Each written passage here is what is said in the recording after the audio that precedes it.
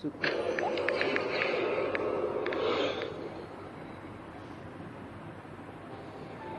আজ এই বৃষ্টির দিনে তোমার কথা খুব বেশি মনে পড়ছে। আচ্ছা, তোমার কি মনে আছে আমাদের সেই প্রথম আলাপের কথা? সে ফেসবুকে তোমার সাথে আমার কথা হয়েছিল। তোমার সাথে কথা বলতে বলতে কখন যে সময় চলে যেত টেরই পেতাম না। খুব তাড়াতাড়ি আমাদের মধ্যে একটা ভালো বন্ধুত্ব সম্পর্ক হয়ে যায়। আমি অনেকবার তোমার কাছে তোমার ছবি চেয়েছিলাম,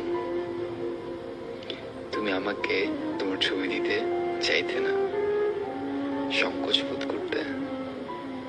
হয়তো তখন তুমি আমাকে বিশ্বাস করতে পারতে না।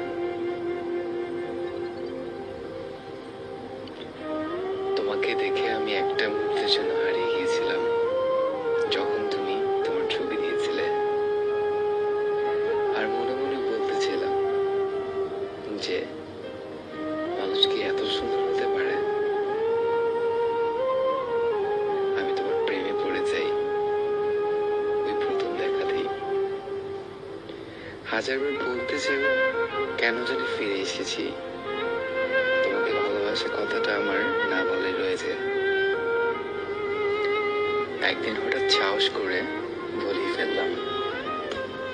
খুব মিষ্টি ভাবে বলেছিলাম, আমি তোমাকে ভালোবাসি।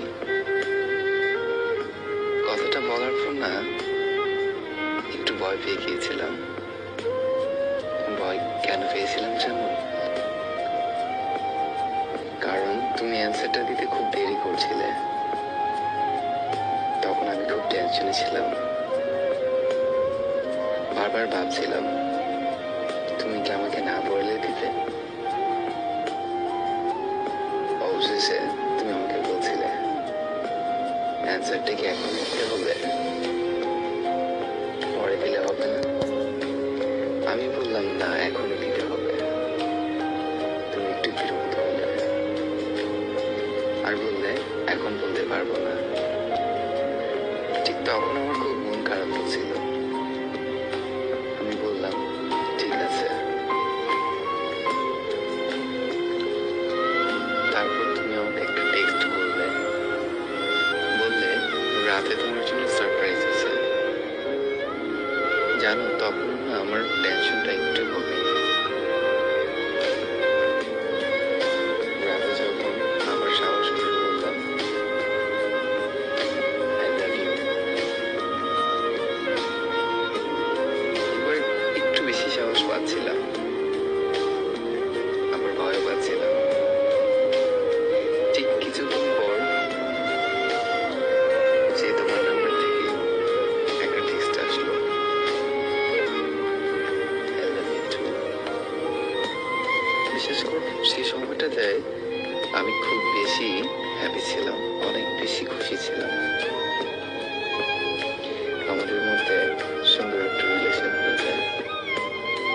আমরা সারাদিন মেসেজে কথা বলতাম আর রাতে ফিস ফিস করে কথা বলতাম।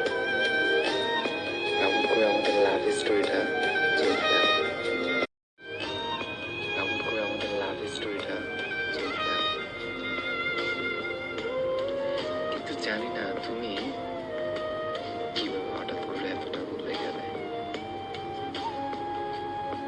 তুমি কার কথা শুনে আমাকে এতটা বলছিলে, আমাকে একা করে চলে গেলে।